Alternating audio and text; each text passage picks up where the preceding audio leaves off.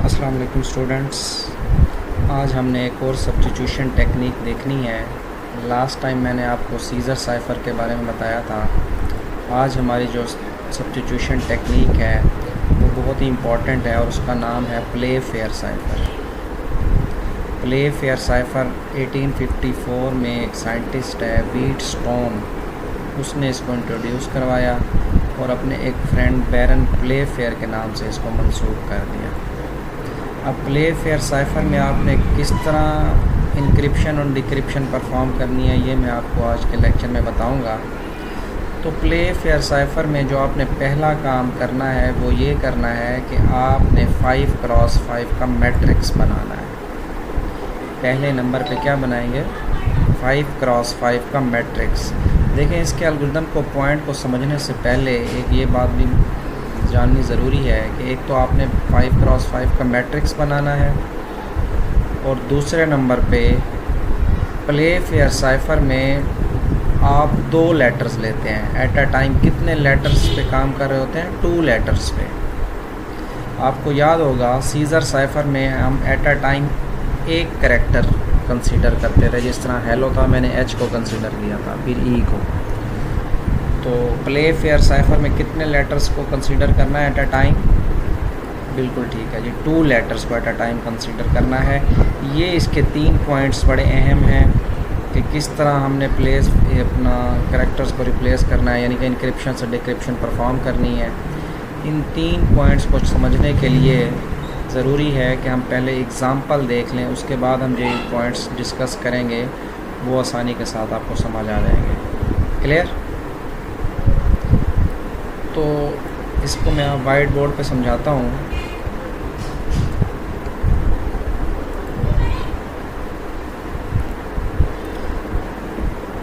देखिए, मैं इस वाइट बोर्ड में आपको बताता हूँ कि कैसे इसको सॉल्व करना है।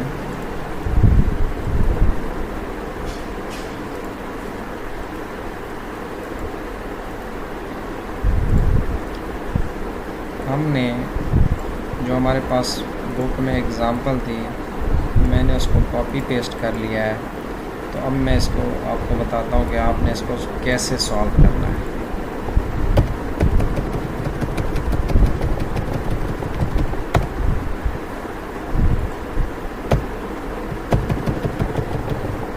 इसमें याद रखिएगा कि इस एल्गोरिथम में आपको 2 चीज़ें गिवन होंगी। एक प्लेन टेक्स्ट गिवन होगा और दूसरे नंबर पे आपको की गिवन होगी और आपने साइफ़र टेक्स्ट मालूम करना है। क्लियर? तो इसका सलूशन हम देखते हैं कि इसके सलूशन में हमने करना क्या है।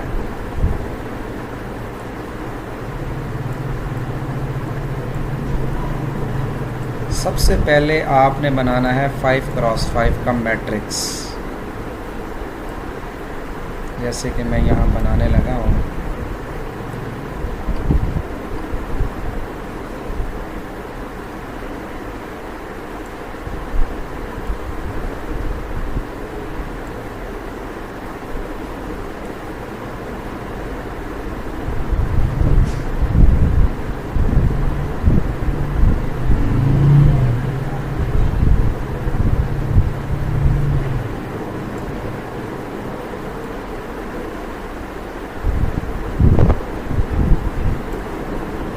पहला काम आपने यही करना है कि आपने 5x5 का एक बार क्या बनाना है? मैट्रिक्स बनाना है।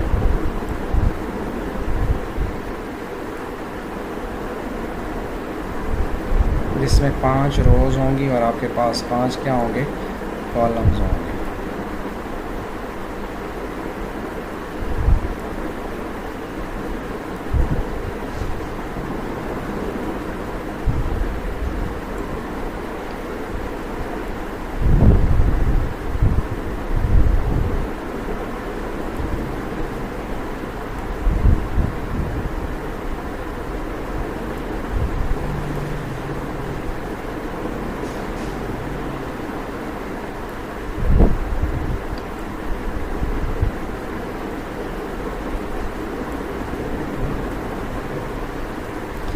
ये आप देख सकते हैं, ये हमारे पास क्या बन गया? एक 5x5 का मैट्रिक्स बन गया हमारे पास। तो जैसे ही आपके पास 5x5 का मैट्रिक्स बन जाए, आपने की के जो करैक्टर्स हैं, जैसे कि एक इस एग्ज़ाम्पल में आप देख सकते हैं कि हमारे पास की क्या है, नेटवर्क। तो आपने टॉप लेफ़्ट से की को लिखना स्टार्ट करें और रिपीटिंग करैक्टर्स को एक दफ़ा लिखना है। तो पहले इसमें क्या है, एन है, तो मैं यहाँ लिख देता हूँ एन। फिर क्या है हमारे पास नेक्स्ट जो करैक्टर आ रहा है वो क्या है हमारे पास प्लेन टेक्स्ट में, जी बिल्कुल ई आ रहा है, तो हम यहाँ पे ई को लिख देंगे। फिर हमारे पास टी आ रहा है, टी को लिख दें। फिर डब्ल्यू आ रहा है, डब्ल्यू को लिख दें। फिर ओ है, ओ को लिख दें। फिर आर आ रहा है, बिल्कुल ठीक है, आप आर को लिख दें। नेक्स्ट क्या है, के, तो आप यहाँ के को लिख दें। ये आपने की लिख दी है। क्लियर। पहला स्टेप में आपने 5x5 की मैट्रिक्स बनाई। दूसरे स्टेप में आपने क्या किया, की को लिखना स्टार्ट किया टॉप लेफ़्ट कॉर्नर से, और इसको इस तरह लिखना है कि इसके करैक्टर्स अगर रिपीटेड हैं तो उनको एक दफ़ा लिखना है। 2 स्टेप हो गए। तीसरे स्टेप में आपने क्या करना है, आपने रिमेनिंग मैट्रिक्स को फिल करना है तमाम अल्फ़ाबेट से, लेकिन उसमें की वाले करैक्टर्स शामिल ना हों। अब आप अल्फ़ाबेट्स को शुरू से देखें। आपने ए लिखना है। क्या लिखना है, पहला जो अल्फ़ाबेट है वो क्या लिखना है, ए। तो आप ये देखेंगे क्या ए जो है हमारी की में मौजूद है, नहीं होगा तो लिख लेंगे, यानी कि the remaining matrix will be filled all the characters minus the key. कैसे, ये देखते हैं। यहाँ पे आप लिख लेंगे ए, क्योंकि की में मौजूद नहीं है तो हम लिख लेंगे, अगर मौजूद होता तो हम ना लिखते। अगला करैक्टर क्या है, अल्फ़ाबेट का बी है, तो यहाँ आप बी लिख दें क्योंकि बी भी हमारे पास की में मौजूद नहीं है। नेक्स्ट क्या करैक्टर आ रहा है, सी। सी भी हमारे पास की में मौजूद नहीं है तो उसको भी लिख देंगे। डी आ रहा है, डी को भी लिख दें, वो भी हमारे पास की में मौजूद नहीं है। A B C D. Next character क्या है, ई। अब देखें ई जो है वो ऑलरेडी यहाँ पे आ चुका है, की में हम लिख चुके हैं ना, तो ई को हम नहीं लिखेंगे, हम इससे अगला करैक्टर देंगे एफ़। क्या एफ़ जो है वो हमारी की में मौजूद है, ये हमारी की है ना, जिसको मैंने अब ये हाईलाइट भी कर रहा हूँ आपके लिए ताकि आपको आसानी हो जाए। इसको मैंने डबल रेक्टेंगल में कर दिया, ये की है। अब डी के बाद ई है, ई मौजूद है, ई हम नहीं लिखेंगे। फिर अगला करैक्टर क्या आ रहा है, एफ़ आ रहा है, एफ़ लिख दें, एफ़ क्योंकि की में मौजूद नहीं है। जी आ रहा है, जी भी लिख दें, जी भी मौजूद नहीं है। एच की में मौजूद नहीं है, उसको भी लिख दें।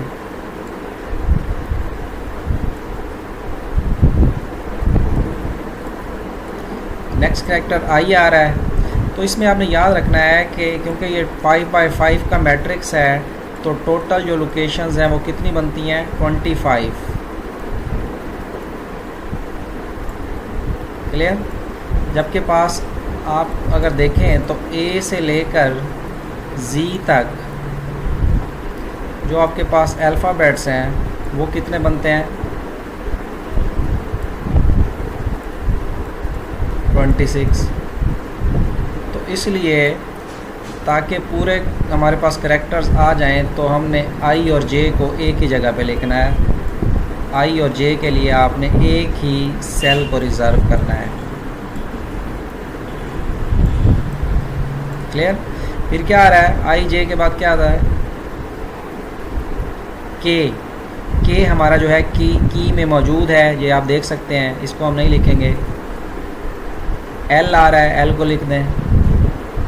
एम आ रहा है, एम को भी लिख दें। एन हमारे पास मौजूद है की में, आप देख सकते हैं यहाँ पे, तो इसको हम नहीं लिखेंगे। ओ भी आ गया। पी लिख दें, पी हमारे पास की में मौजूद नहीं है। क्यू भी जो है वो क्यू में मौजूद नहीं है, की में सॉरी, तो क्यू आप लिख दें। आर जो है वो मौजूद है यहाँ पे, आर नहीं लिखेंगे। एस लिख दें। फिर टी ये हमारे पास आ गया, यू लिख दें, यू मौजूद नहीं है, वी भी जो है वो की में मौजूद नहीं है, उसको लिख दें। डब्ल्यू, डब्ल्यू मौजूद है, उसको नहीं लिखेंगे। एक्स आ रहा है, एक्स को लिख दें। वाई आ रहा है, वाई को लिख दें। और एंड पे जेड आ रहा है जो कि की में मौजूद नहीं है, तो उसको भी हम लिख देंगे। इस तरह देखें आपके तमाम अल्फ़ाबेट्स जो हैं वो 5x5 के मैट्रिक्स में आ गए हैं।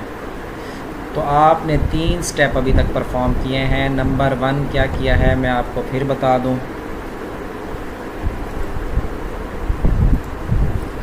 यहाँ मैं आपको स्टेप बताता हूँ कि आपने कौन कौन से स्टेप परफॉर्म किए हैं। नंबर 1 आपने 5x5 की मैट्रिक्स ली। नंबर 2 आपने क्या किया, write key characters without repetition, write key characters from top left corner without repetition.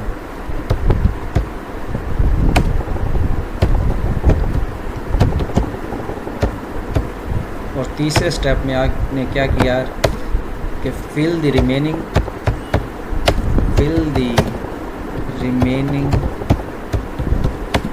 Places of matrix minus fill the remaining places of matrix with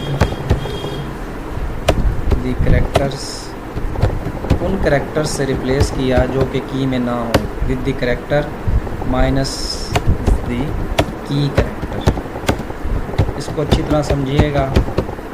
clear? ये 3 step हमने perform कर लिए हैं जो कि बेसिक रिक्वायरमेंट है इस एल्गोरिथम के लिए कि आपने पहले नंबर पे इन 3 स्टेप्स को लाजमी परफॉर्म करना है। अब बात आ गई हमारे पास जो प्लेन टेक्स्ट है उसको पेयर में डिवाइड करने की। अब प्लेन टेक्स्ट में जो टेक्स्ट है उसको पेयर्स में अगर हम डिवाइड करते हैं तो जो पहला पेयर हमारे पास बनता है वो है एच और ई। तो एच और ई का हमारे पास क्या आ जाएगा, एक पेयर आ जाएगा। बिल्कुल ठीक है जी, एक पेयर आ गया एच ई का। अगला पेयर क्या आया, डबल एल, उसको भी आप ले लें। डबल एल आ गया। उसके बाद देखिए ये हमारे पास पेयर बने। एक हमारे पास पेयर है एच और ई का, फिर हमारे पास डबल एल ओ। तो डबल एल में रेपिटेशन है, तो जो रिपीटेड कैरेक्टर होगा उसको हम, जैसे मैं आपको हाइलाइटर से बताता हूँ, ये एल जो है ये रिपीट हो रहा है, इसको हम आगे शिफ्ट कर देंगे और रेपिटेशन के जगह ये डमी कैरेक्टर एक्स को लगा देंगे। तो डमी कैरेक्टर एक्स लगाएंगे तो ये डबल एल कन्वर्ट हो जाएगा एल एक्स में, और इस एल को हम आगे शिफ्ट कर देंगे यहाँ पे, तो ये ओ के साथ आ जाएगा एल ओ। तो एच और ई को अगर देखें तो एच और ई हमारे पास कहाँ पे एग्जिस्ट कर रहे हैं जी, डायगनली हैं। तो H will be replace by W, highlight कर दिया है मैंने, और W will be E will be replaced by F. Clear? फिर बारी है एल और एक्स की। तो एल और एक्स को देखें, ये भी हमारे पास डायगनली हैं। तो L will be replaced by U, तो रिप्लेस भी डायगनली ही करना है, एल को यू से रिप्लेस किया, और X will be replaced by G बिल्कुल पी से। तो हमारे पास नेक्स्ट जो है एल ओ है। एल और ओ भी डायगनली है तो रिप्लेसमेंट भी डायगनली होगी, एल भी रिप्लेस्ड बाय एन, जैसा कि यहाँ में देख सकते हैं, और O will be replaced by S. O will has been replaced by S. Clear? तो इस तरह देखिए हमने इसको कन्वर्ट किया है। तो यहाँ मैं आपको ये बताता चलूँ कि अगर हमारे पास पेयर लेटर्स जो हैं, ये आपको 3 पॉइंट्स जो हैं ये बड़े इंपॉर्टेंट हैं, इसको आप देखें। अगर रेपिटेशन होगी तो वो ख़त्म करेंगे, मैंने आपको बताया। अगर दो लेटर्स जो आपने लिए हैं वो सेम रो में होंगे तो each character replace by it's right most character. अगर वो सेम कॉलम में होंगे तो वो each character will be replace bye it's beneath character. उस कैसे वो मैं आपको समझाता हूँ। एक और एग्ज़ाम्पल हम लेते हैं इसके लिए। देखें, ये हमारे पास प्लेन टेक्स्ट है, इसको हम नोटिस बोर्ड पे ले जाते हैं। इसके लिए मैं एक और पेज ले लेता हूँ, बल्कि यहाँ मैंने उसको कॉपी कर लिया है। तो देखें, पहला जो आपके पास MS वर्ड की फ़ाइल अगर आप देखें तो ये आपके पास था। तो आपने सबसे पहले की को लिख लेना है, नेटवर्क जो आपने की लिखा।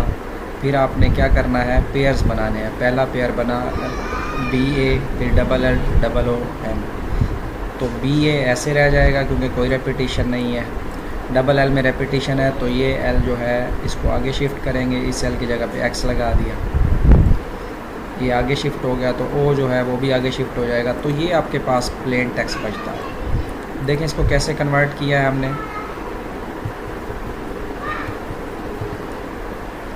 इसको हमने इस तरह कन्वर्ट किया है कि BA देखें कहाँ पे है, B और A, ये मैं आपको हाईलाइट करके बताऊँ, सेम रो में है। तो जब सेम रो में होंगे तो ईच करेक्टर को रिप्लेस करना है राइट मोस्ट करेक्टर से। तो B के राइट मोस्ट है C, तो B को रिप्लेस कर दिया हमने किससे, इसको मैं आपको बताता हूँ कि कैसे। B को हमने रिप्लेस करना है, बिल्कुल ठीक है, C से। और देखिए A का राइट मोस्ट करेक्टर क्या है, B, तो A will be replaced bye B। Clear? ये भी मैं आपको दोबारा बताता हूँ कि कैसे इसको करना है। देखें L और X को देखें, L और X डायगनली हैं तो रिप्लेसमेंट भी डायगनली होगी। L will replace by U, L को U से रिप्लेस किया और X को रिप्लेस किया P से। क्लियर? L और O को देखें, L और O भी डायगनली है तो ये भी डायगनली रिप्लेस होंगे। L will be replace bye N and O will be replace bye S।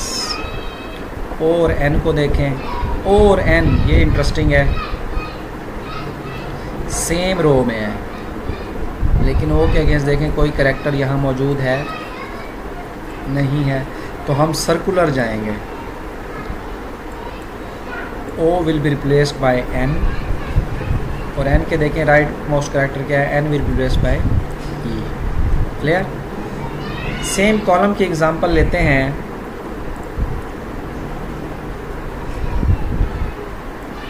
अगर हमारे पास करेक्टर जो है वो सेम कॉलम में है तो तब क्या होगा, देखें। लेट्स से हमारे पास अगर N और R है, क्या है, N और R देखें कहाँ पे हैं, सेम कॉलम में है। तो हर करेक्टर को उसके नीचे वाले करेक्टर से N will be replaced by exactly R and R will be replaced by D। ये R will be replaced by D। Clear? इस तरह अगर L और U होता तो L will be replaced by U and U has been replaced by N। तो यहाँ से अगर कोई करेक्टर ना हो तो आपने इसको ऊपर ले जाना है, ऊपर वाले करेक्टर को कंसीडर करना सर्कुलरली। अगर मैं आपसे कहूँ इस तरह के एग्ज़ाम्पल, तो आप इससे आसानी के साथ प्लेन टेक्स्ट को साइफर टेक्स्ट में कन्वर्ट कर सकते हैं। क्लियर? नेक्स्ट लेक्चर में आपको मैं साइफर टेक्स्ट से दोबारा प्लेन टेक्स्ट में भी कन्वर्ट करना सिखाऊंगा और अगली टेक्निक को भी हम देखेंगे। क्लियर? थैंक यू, अल्लाह हाफ़िज़।